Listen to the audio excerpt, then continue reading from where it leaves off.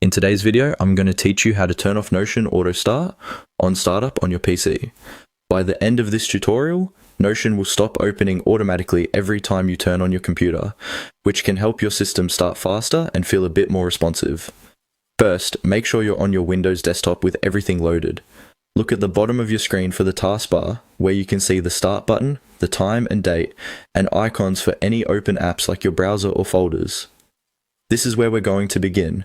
Move your mouse down to an empty area on that bottom bar, not on an icon, but on the bar itself. Now, right-click on the taskbar. A menu will appear with several options. From this menu, look for the option that says Task Manager, and then left-click on it to open. If Task Manager opens in a simplified view that only shows a list of open apps, look toward the bottom of the window and click on More Details to expand it. Once the full Task Manager view is open, you'll see several tabs along the top, such as Processes, Performance, and others. Click on the tab labeled Startup. This tab controls which applications are allowed to run automatically when Windows starts. It may take a second to load the full list, especially if you have a lot of programs installed.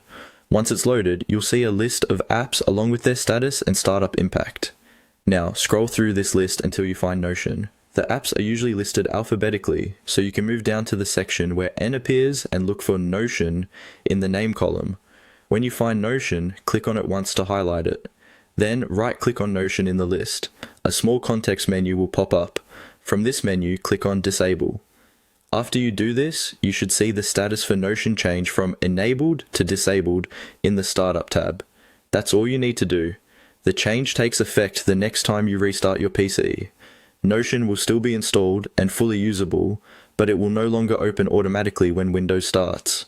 If you ever change your mind, you can come back to this same Startup tab, right-click Notion again, and choose Enable to turn Auto Start back on.